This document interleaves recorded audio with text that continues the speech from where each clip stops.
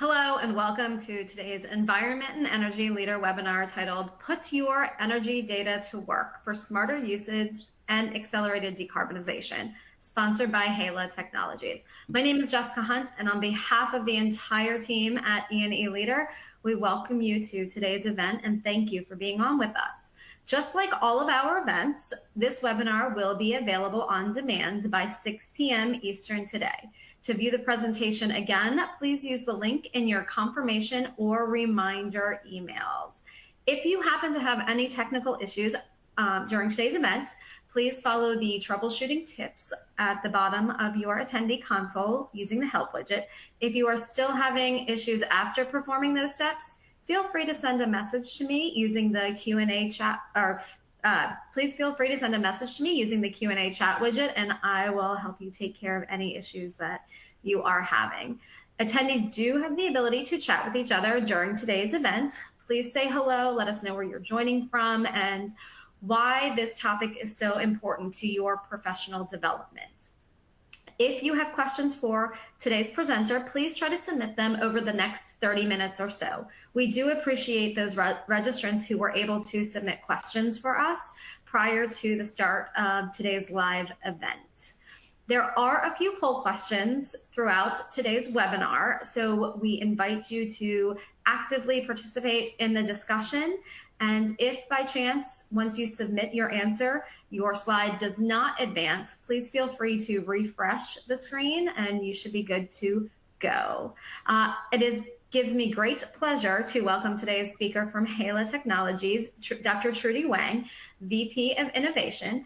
And just a quick note before we get started, before I pass the mic over to her, she will be using a familiar acronym throughout today's event. DER, or Distributed Energy Resources, which, in case you are not aware, refers to electrical generation and storage performed by a variety of small grid-connected devices. And at this point, I am going to turn it over to her because everyone is here to listen to Trudy and not to me, but I will be jumping back in to help with the poll questions and then facilitating the Q&A at the end. So Trudy, thank you, and thank you to your team, and I'm going to hand it over to you now. Great. Thank you, Jess, and thank you everyone for making time in the middle of your week for what I believe will be an edifying and engaging webinar.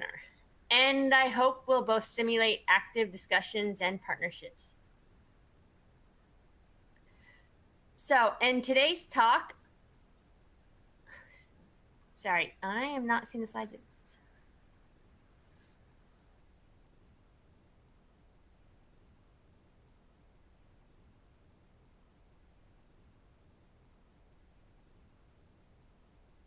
In today's talk, I'm going to be guiding you through how to harness the untapped power of energy data to achieve goals and fight battles in current and future energy landscapes. Now, more to the point, I'm going to be taking you on a little bit of a hero's journey to navigate all of the challenges and strategies involved to tackle these challenges. I'm going to begin by laying out the protagonists of our adventure, who they are, and who the enemy is, and what they're up against as they work up the courage to rise to the call of battle. Next, I'm going to be walking you through how the Hela IQ, one of our flagship products, will be the enabling armor to help you prepare for this battle. In the actual battle episode, the key strategies and tactics will be put on parade to help you win that battle. And finally, in the last episode, we're going to give you a little bit of a sneak peek on our other flagship product, the Hela Edge, and how it can help you do this and continue to scale as you're on your hero's journey. So a little bit about me. My typical day job is VP of Innovation at Hela. At this point, I'm a veteran of the industry, having taken some disruptive paradigm-shifting DER algorithms from academic sandboxes into production prototypes and pilots, and to at-scale platforms that involve both software and hardware. At Hela now, I'm helping forge the path to decentralized and distributed approach that enables all stakeholders out there to proactively participate at the distribution side of the grid. But today, I'm going to be moonlighting as your guide on this journey, helping you navigate and understand how you can help fight the battle against climate change while simultaneously armoring yourself against growing energy costs, and an increasingly less reliable grid. And so before we embark, also a little bit about HALA. I am just one person and a part of an incredible team of experts. And together, we're working on developing technology that makes our aging, complex labyrinth of an energy system into something simpler, more equitable, and sustainable. We're empowering all customers at the edge of the grid to proactively participate in a more transactive energy network. We have this distributed approach that simultaneously makes it easier for the consumers at the edge of the grid to lower their energy costs, improve reliability, and increase sustainability, both on-premise for themselves and system-wide for the grid. So now our journey begins, and we must initiate our heroes. So as climate impacts loom forebodingly in front of us, across our power grid, we all face an incarnation of the same three-headed enemy. The first head targets energy and operational costs. These are resulting from energy and demand charges, as well as the need to defend against outages and congestion on a grid where more and more loads are turning to electrons to run. Efficiency and demand side management can both reduce these costs and unlock new value streams to save dollars. Resiliency, the need for reliable power as generation becomes more intermittent from renewable resources and climate events impact the system, and the aging grid becomes less resilient to both. The downtime can cost facilities millions of dollars within days.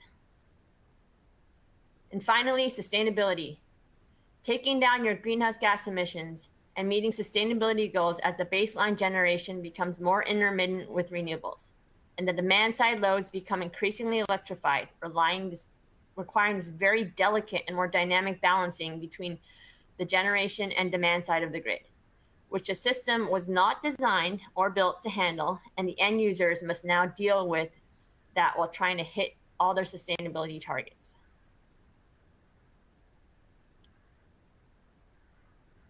So one of the largest remaining battlefronts to defeat this three-headed beast lies alongside the critical workhorses of our civilization, namely the commercial and industrial facilities that keep our world running productively, reliably, and efficiently. But this battlefront simultaneously remains one of the hardest to electrify and decarbonize sectors. This is where HALA comes in. We take on these difficult to decarbonize sectors and help turn sites that present a challenge to intelligent assets on an energy system that is transitioning towards more distributed, sustainable resources. And this includes industrial plants and parks, critical municipal infrastructure, commercial and retail facilities, and corporate and institutional campuses. And finally, a whole suite of to-be-built buildings that will support our current and future needs as the challenges facing humanity continue to evolve more rapidly than ever. The protagonists of this story, you, must now become the heroes, and with HALA to guide and partner with you, help turn these workhorses into climate warriors. Embarking on this journey of self-discovery, each of you will be starting from a different jumping off point. Regardless of where you take off from, you will find yourselves needing to armor up against the oncoming storms while also preparing to help fight our battle. All right, and this brings us, thank you for that great introduction, Trudy. This brings us to our first poll question. So which head of the monster are you specifically most concerned about? Economics, resiliency, sustainability, or another hidden head? And we're going to give you a little bit of time to submit your answers before we take a look at the data. And again, this is just a reminder. Let us know where you're from. We have David from Ontario Sustainable Energy Association on with us today. He jumped in the attendee chat to say hello. So David, thank you for that. And again, we'd love to hear where the other attendees are joining from. And again, don't forget to let us know why you are on today's event, why this topic is so important to you professionally and maybe personally as well. All right, Give it another about 10 seconds before we jump to the answers or what people have submitted. All right. The data. So which head of the monster are you most concerned about? Surprise you, Trudy, or it's kind of what you expected to see? No, I'm pretty heartened. I did expect a little bit of a lean towards the more traditional ones, economics and resiliency, but I'm glad to see a lot of people care about sustainability at this point. Great. And thank you to, I'm going to jump off screen again, but thank you again to the attendees for participating in the first poll.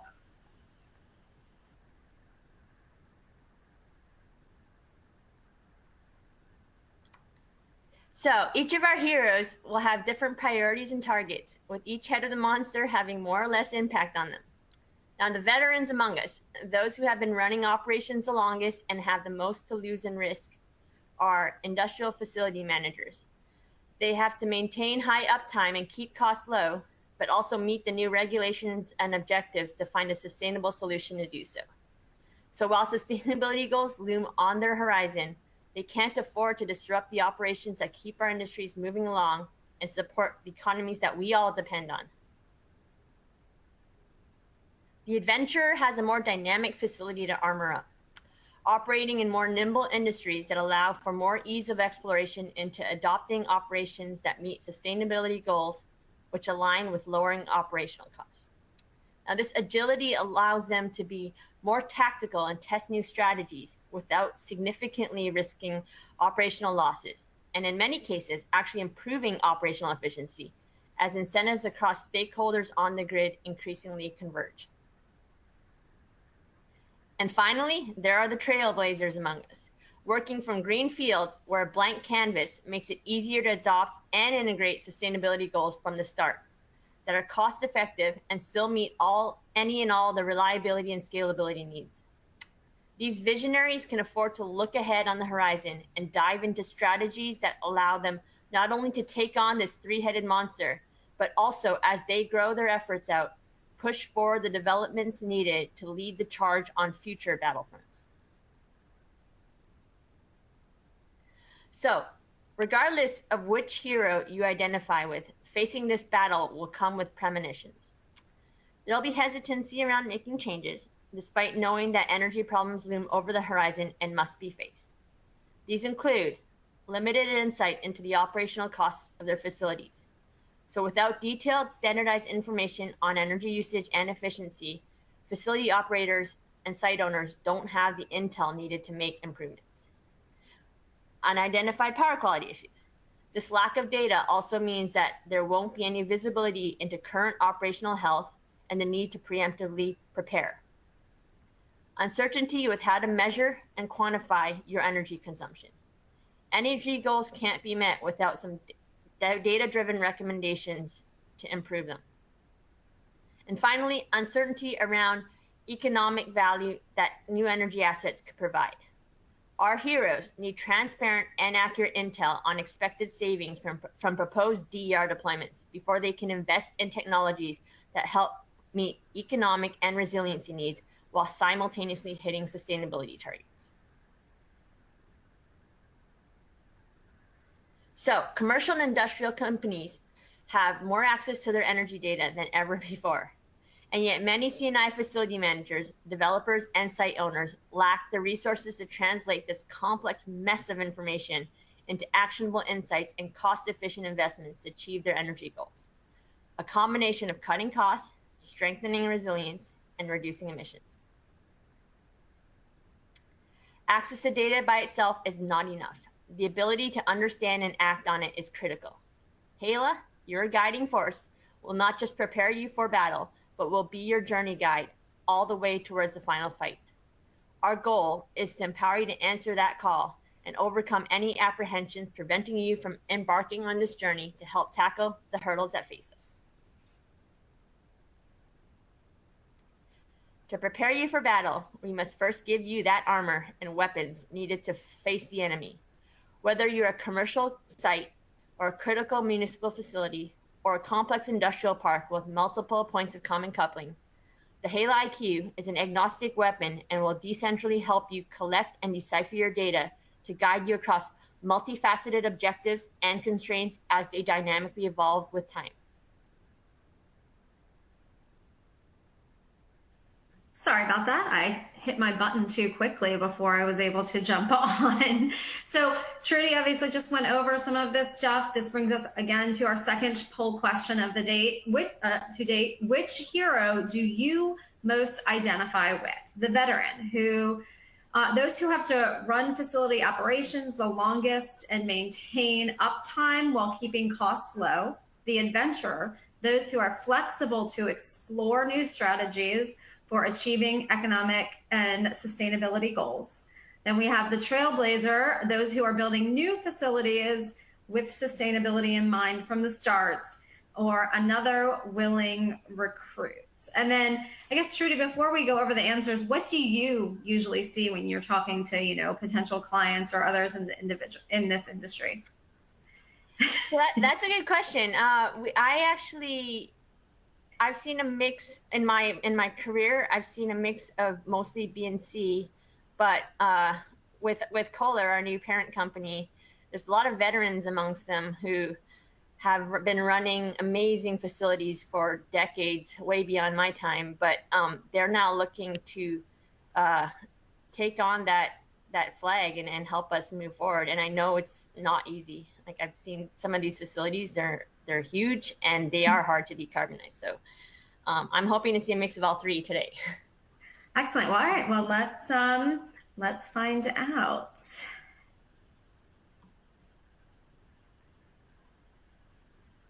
All right. The adventurer. Seems like most people are on that. I think more people are taking risks these days too, so that doesn't completely surprise me, at least. The other thing I'll mention probably later on is there are tailwinds now in our industry, so a lot of people are becoming the adventurer. Yes. All right. Well, thank you, and again, thank you to those who were able to participate in the poll question.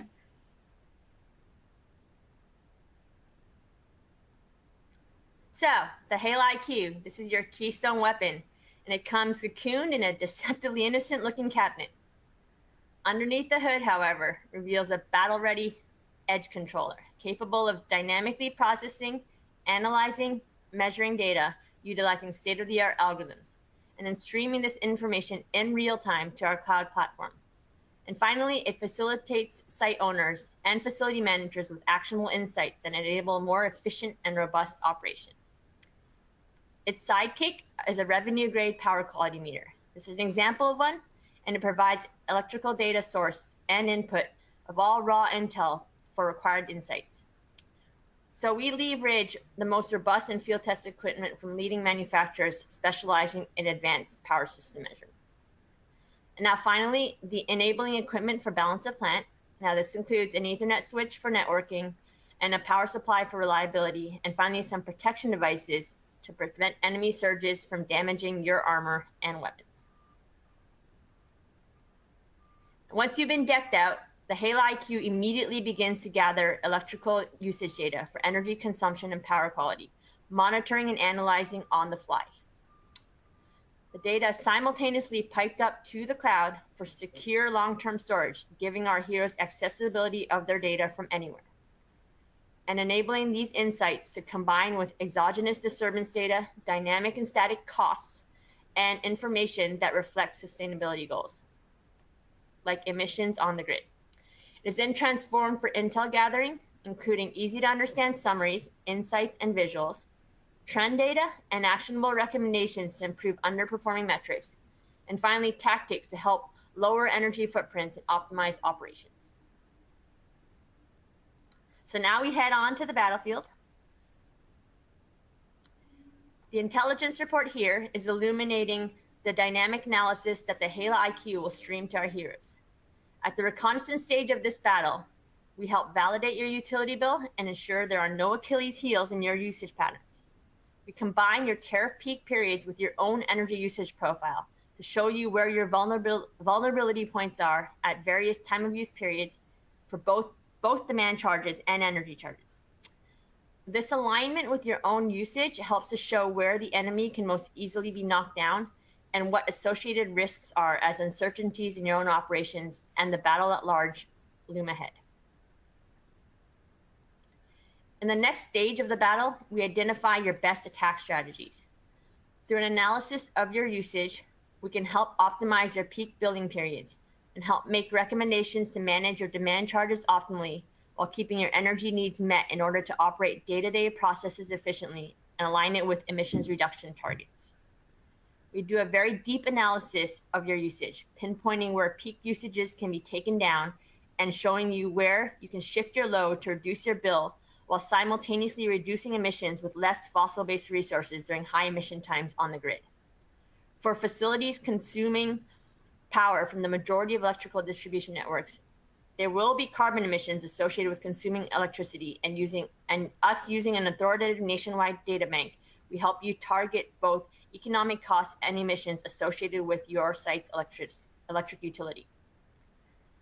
Using a high fidelity heat map of your usage, we effectively get an up-to-date facility fingerprint, and this helps to identify where excessive demand charges can be targeted, including time of use shifting for both demand charges and energy costs, avoiding interruptible service penalties, and mitigating tiered rate charges.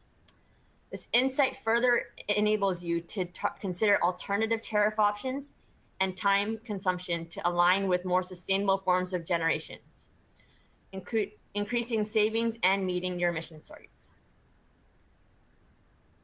Finally, defense, the key to staying in and being strong enough to win the battle.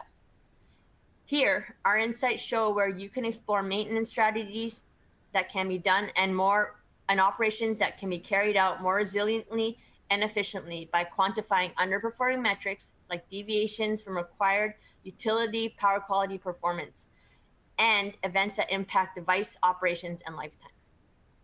Now we further dive into and quantify big ticket items like the need for power factor correction and phase imbalances. And this helps reduce penalties and excessive charges paid to the utility, as well as operational downtime of your facility. So coming out with a victory, our heroes are now equipped with the tools and accrued wisdom to continue their growth as they keep gathering intel and knowledge while reaping the rewards of their win.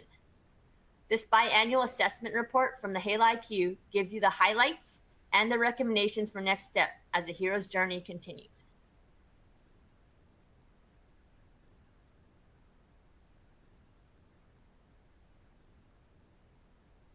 Okay.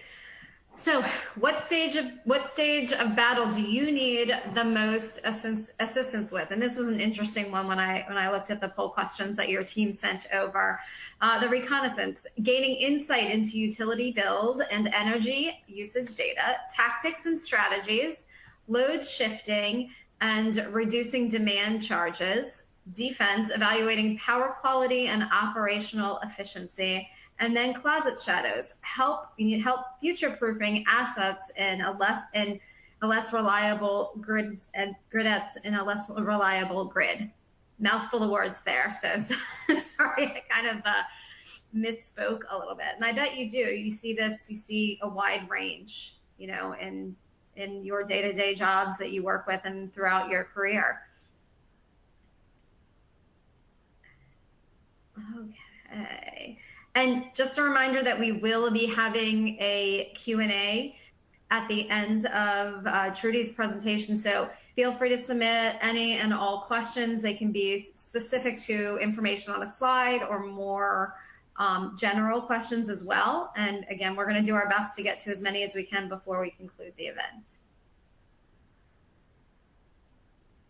All right, I'm going to give everyone about 10 more seconds before we move on to the results. All right. So tactics and strategies leading the way. Yeah, that's pretty much what I expected. I threw in closet shadows on the last whim, and yep. I'm glad there are people looking to future-proof. It's good. I'm glad that you guys added that one. So, all right, I believe we have one more poll question, but it's not for a little bit. So I will rejoin you then.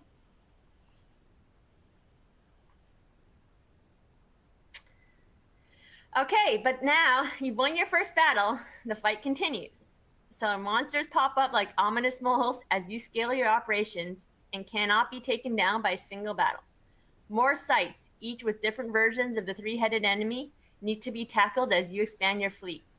All is not lost, however. Even as congestion and emissions increase on an aging grid and the battle needs to be fought on multiple fronts against a more deadly enemy, the assessment report that the HALA IQ just provided will give you the necessary blueprint to make accurate project investments and introduce a whole new suite of weapons as they become increasingly available and affordable. These include solar, batteries, and other controllable DERs, both co-located and non-co-located. The report provides our heroes with investment assurances on this new artillery by quantifying precise savings and projected performance. Here, HALA has now equipped you to go through the stages of building your new microgrid warriors, including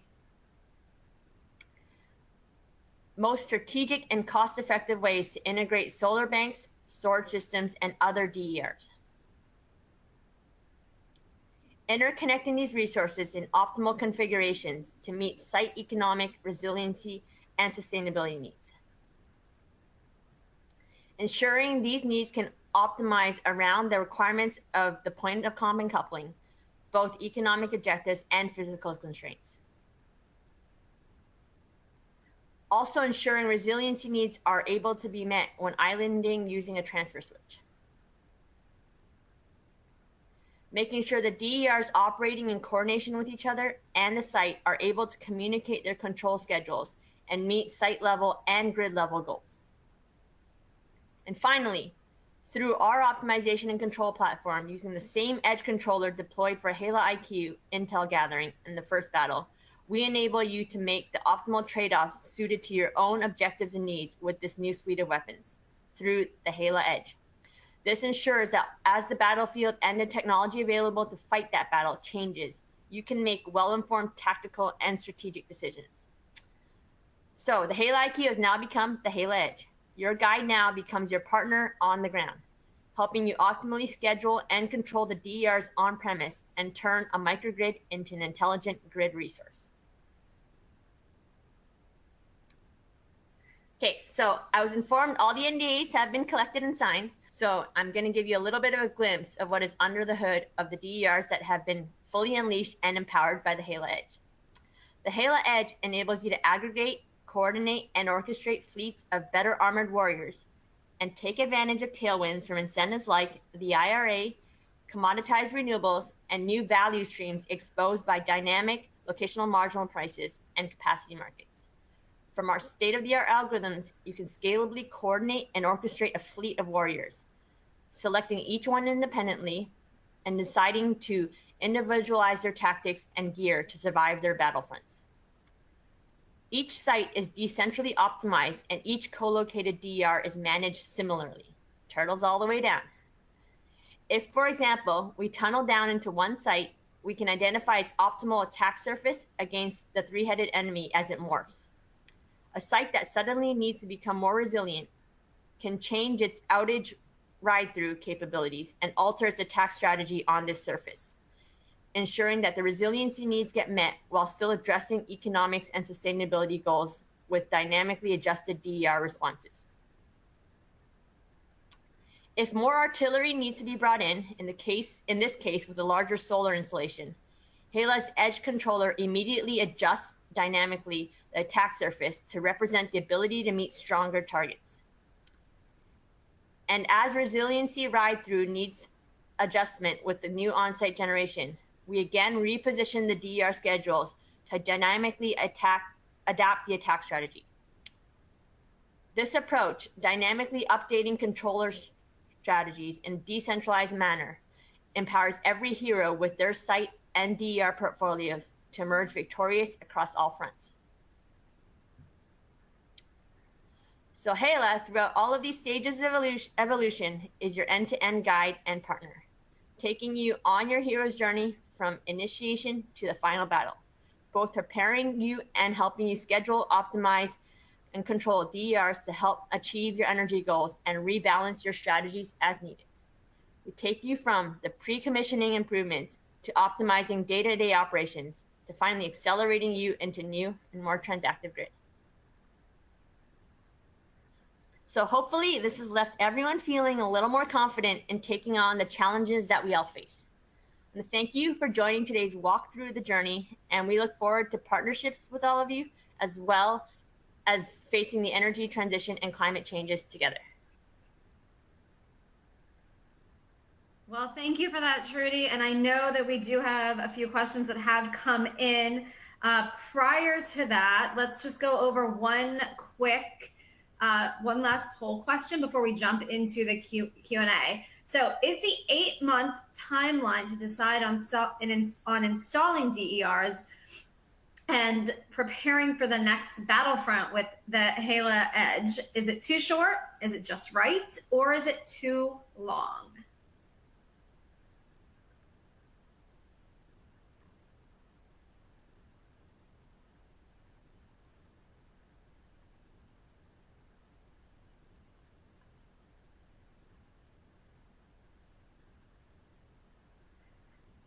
And I will let you know that we are going to be starting off our Q&A with a question about power quality. And again, thank you to the attendees who have submitted questions for Trudy. There are some great questions coming in. I do know some people have been submitting questions to me via email as well, just through the contact form. So if you could submit them through the widget, that would be appreciated too, so we don't have to check multiple different platforms. All right.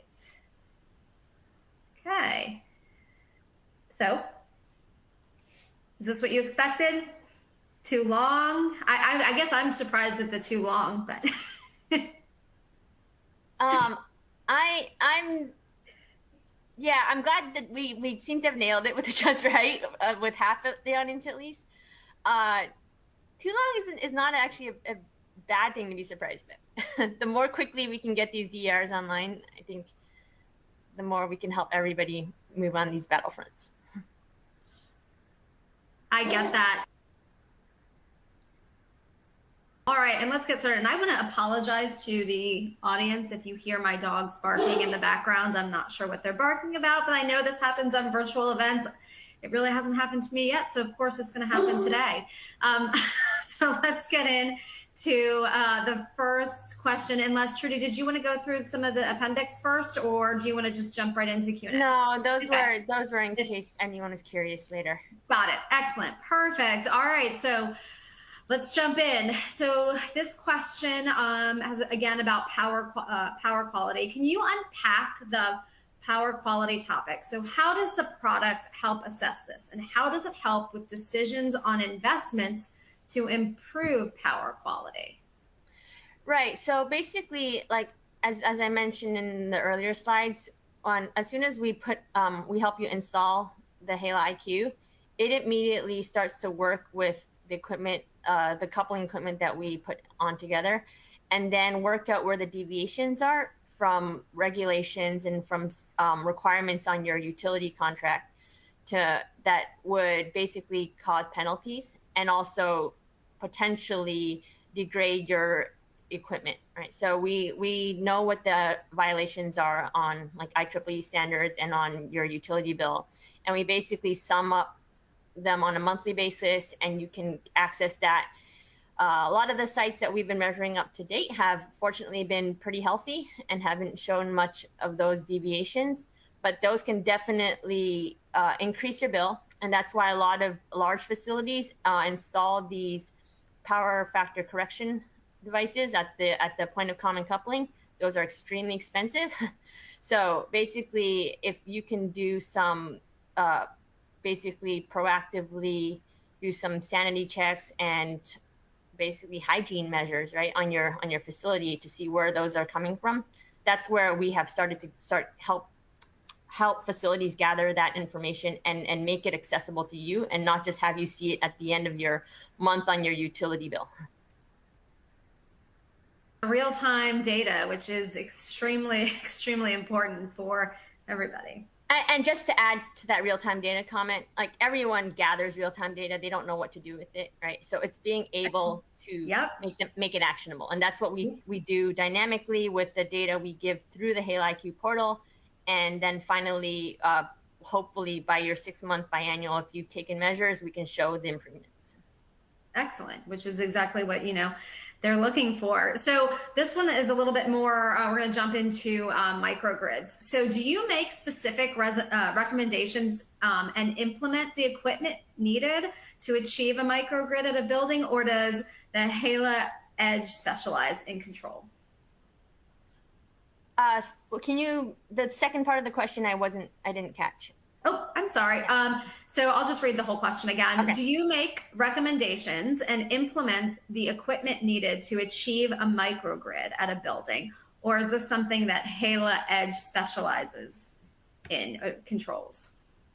So when you say specializes in, there's no clarification. Okay, I'm just gonna interpret it the way I think. Sorry, yeah. Okay. I'm reading, and the person who submitted that, feel free to submit a follow-up too. Okay, I think I got it. So basically, we do a pre-commissioning analysis that's through the Halo IQ, but it's again the same edge controller. And as we make those recommendations, we have actually also partnered with developers, but we basically make agnostic recommendations on DERs initially. We have worked with many developers in the past, and we can make recommendations for who to go to for DER installations.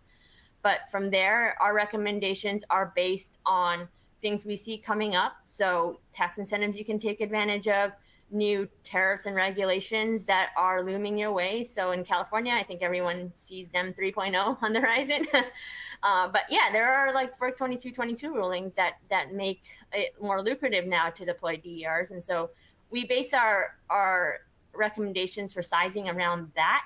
And then from there, going to the second part of the question, this controller then takes our performance optimization pre-commissioning and then basically runs those same algorithms live for you as you install those DERs, so that as you adopt those DERs and are faced with those tariffs, regulations, and new value streams, right, we on the fly use our forecasting algorithms now, because it's running live, to put into our optimization and control platform that helps you schedule and control those DERs as they operate day to day.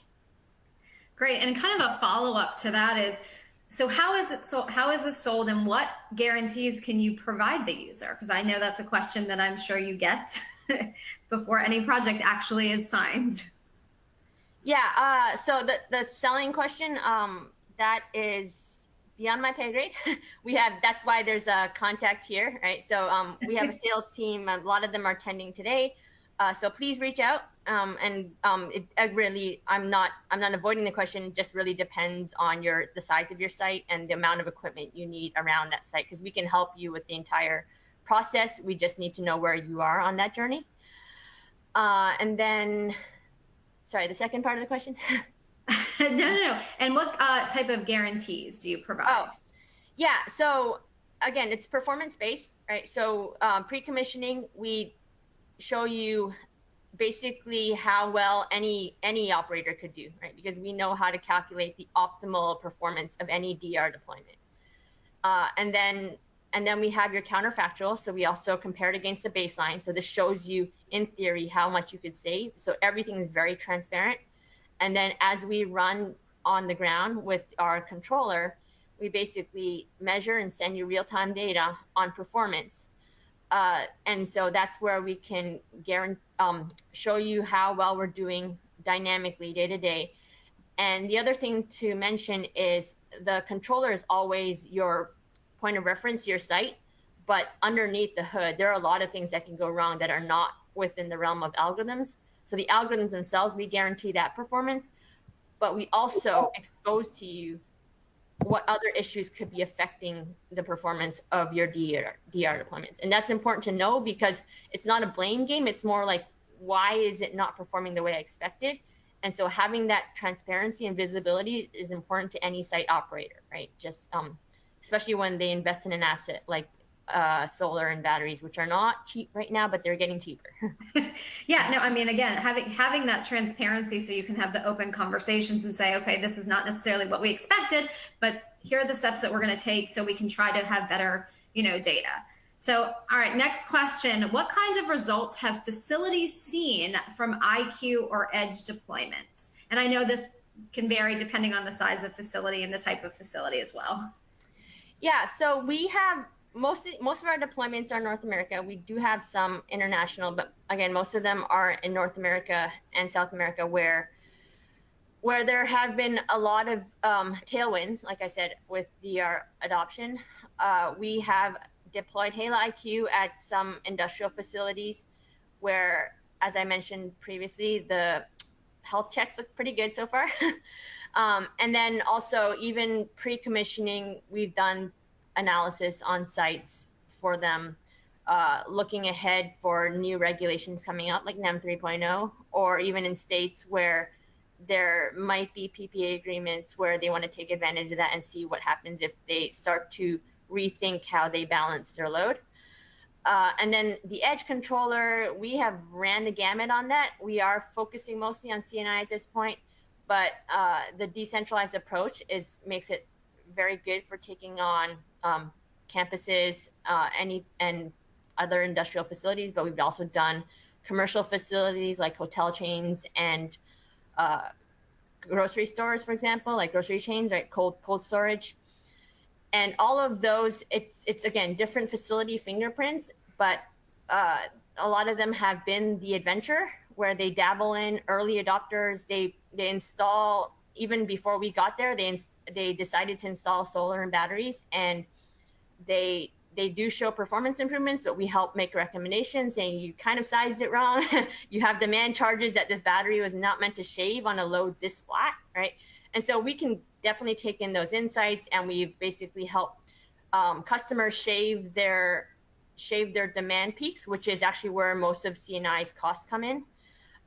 One comment I'd like to make on the previous thing I mentioned was, while our algorithms have been performing well, what some customers don't realize is when they don't see something as expected, they tweak some knobs on their site, and they don't. And so tariffs are very complex mechanisms, right? So, like, for example, we had a customer who thought that they could basically do a charge and discharge cycle on their battery, and not affect their demand charges by doing overnight.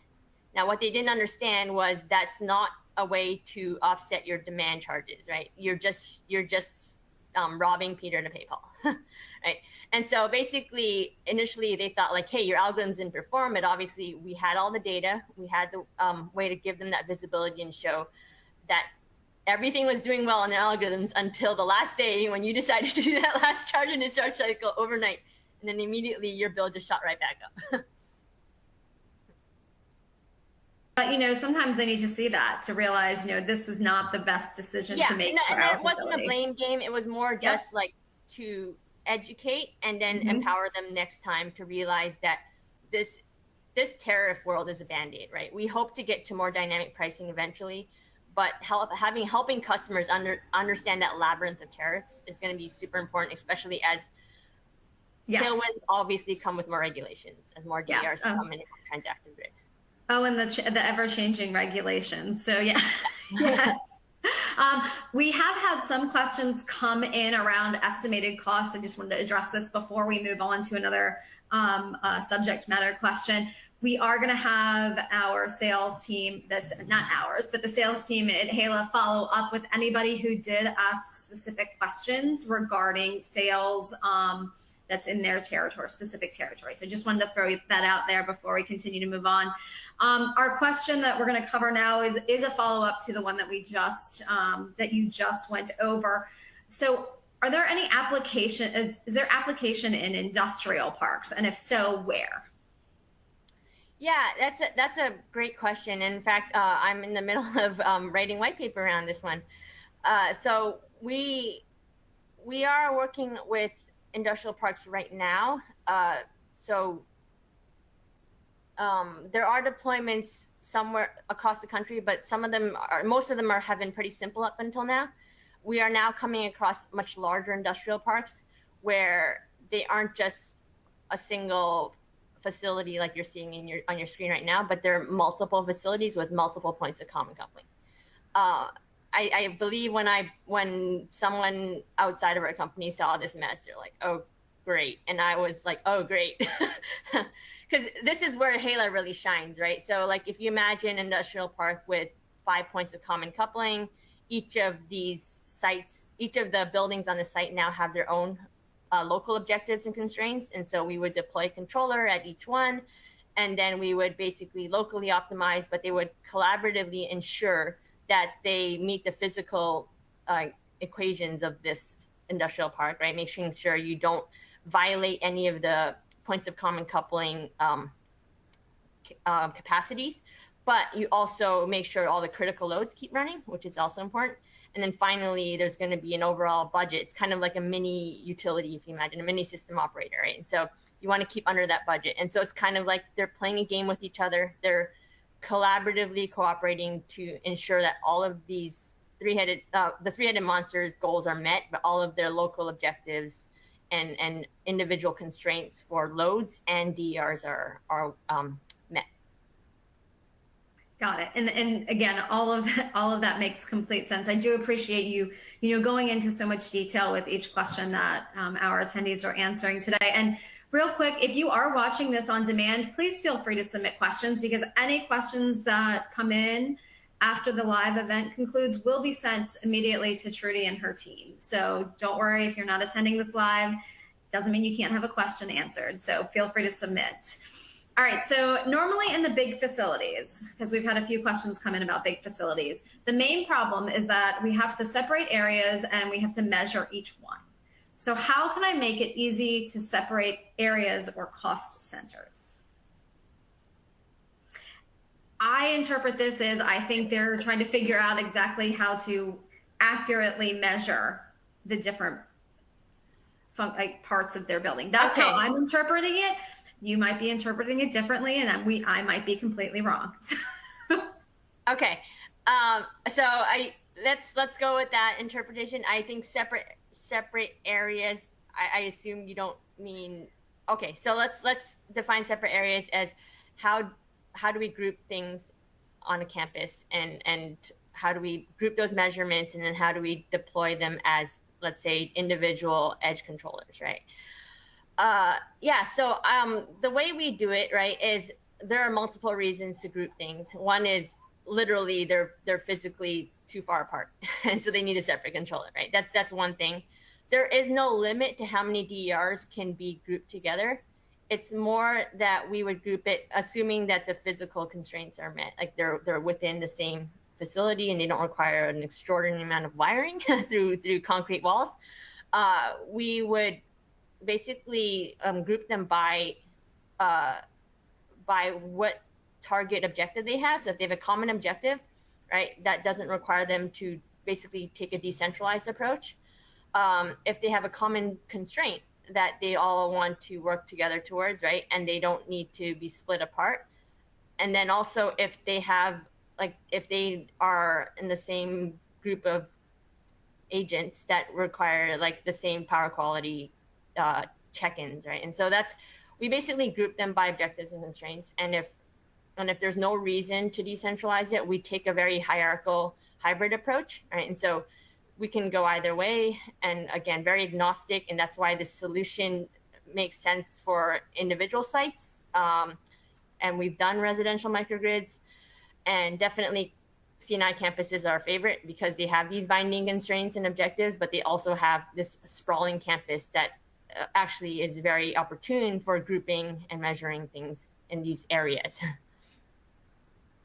And you just mentioned residential, what are some of, like, I mean, there are obvious differences between C&I and residential, but what are some of the ones that maybe the differences that people wouldn't necessarily think of when it comes to DER? Yeah, and so this is where, so I think the pain points to deploying on residential and C&I are very different, right? So C&I is the hardest to decarbonize, as I mentioned earlier. They've got some pretty high electrical loads, and not even electrical loads, but loads that need to figure out a solution to get off the fields they are, but they are high temperature and high energy processes. Right? And then on top of that, they've been running the longest. So like getting them to switch over is non-trivial, even if the vision is there. Right? And so they have all these, and also their tariffs are far more complex than anything on the residential side, right? So getting that one to be solved, that's like, if you can nail that, you can probably nail any site. And that's why we're going after it first, because it basically allows us to really help the last, I guess, probably 30-20% of our unelectrifiable demand on as a species, right? To transition over. There are many incredible technologies coming down the road that would turn like natural gas into hydrogen fuel sources, for example, right? And so as those new technologies come online, helping these industrial facilities optimize that investment and make sure these microgrids can go carbon zero or even carbon negative, it would be like fantastic. But it's not just good enough to install solar or sign PPAs. It's how to then align your demand on that site to that. The residential side, each home has less impact than an entire facility like this, right? So you would need an entire virtual power plant to be equivalent to one of these. The size and the site, like from the literal size to the actual usage, is just enormous compared to we're talking about megawatts of usage. And this is my first year where I've actually seen the numbers deep, and I'm like, okay, one residential neighborhood doesn't even come close to what this is using. Yeah. So on the residential side, I think mostly it's turning over each customer into a nano grid, what we call it, a smaller grid, and then turning them into virtual power plant is more of a educational thing, customer acquisition, going door to door knocking. We all know Sunrun and Tesla. So that's, I think, less of a microgrid play than, and this is my reading the tea leaves right now, right? But that problem to solve is less of this kind of problem and more of a, how do you get all these customers to turn over when none of them are energy day traders and most of them don't want to be, right? And we want to make the demand side more responsive, but less at a co-located level and more at a virtual power plant level. Got it.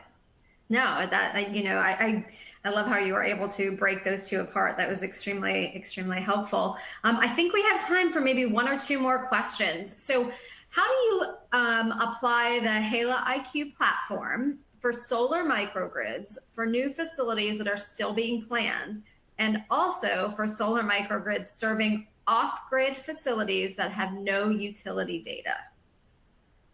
It's a lot there. So the first one, it's a solar microgrid that has no solar in it. Is that right? Yeah, that for new facilities, yes. That for new facilities that are being planned. So how would you apply?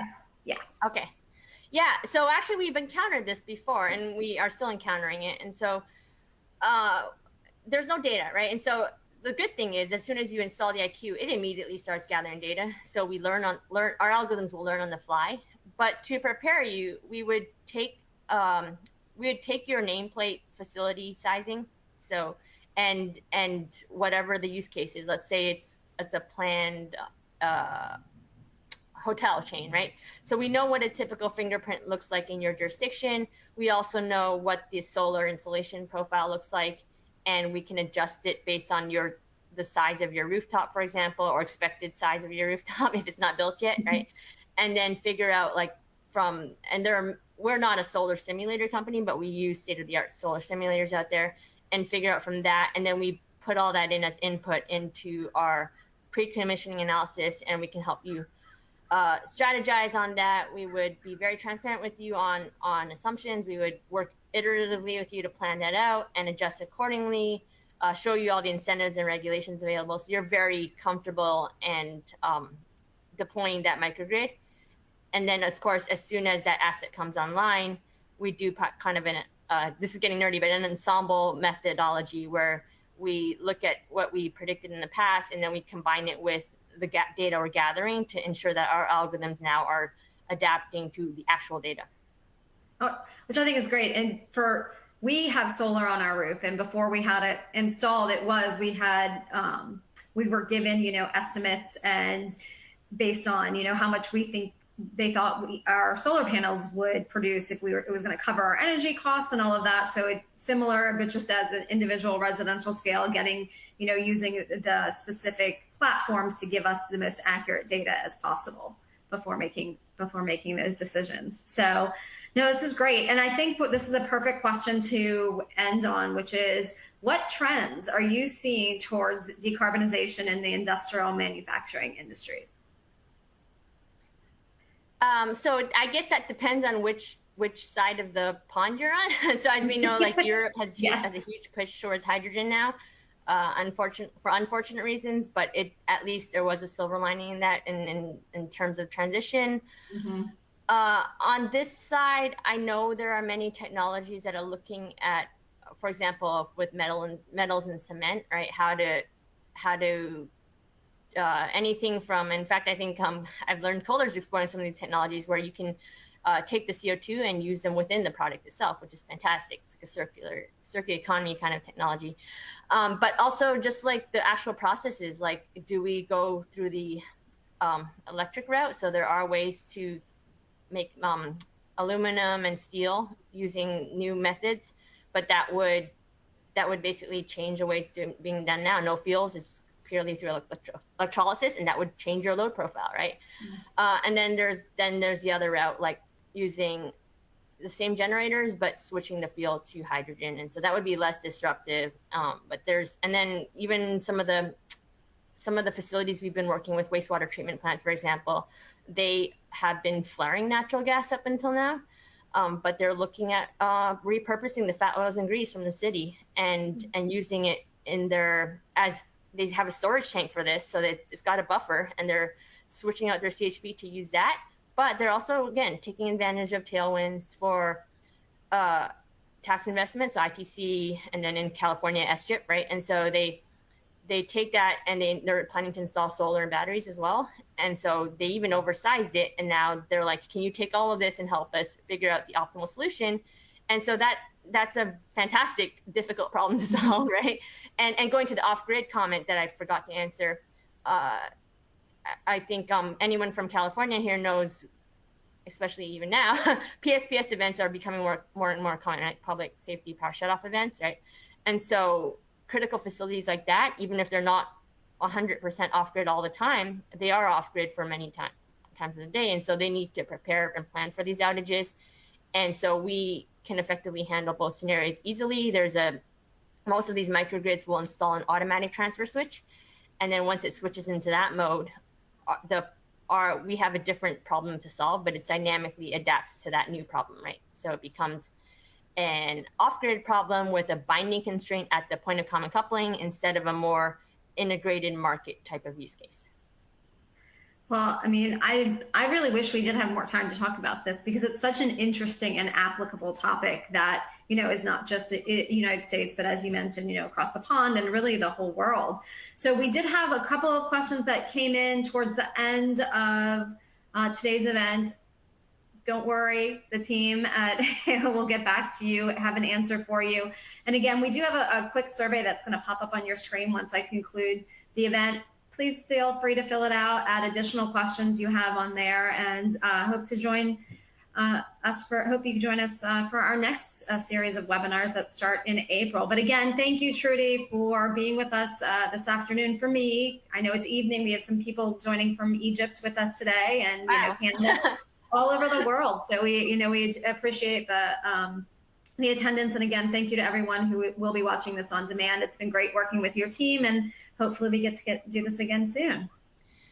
And I'm glad you told us that. We'll get to the last poll, but it's great to see everybody around the world wanting to get on this journey with us. We more than welcome all partnerships. We love handling the difficult problems because those are the ones we need to solve now. Mm-hmm. And then once we solve those, we can obviously scale that platform to all the use cases. Exactly. It provides a comprehensive template for better, for lack of words. So again, thank you again, and we appreciate your time, and we hope everyone has a wonderful and safe rest of the day.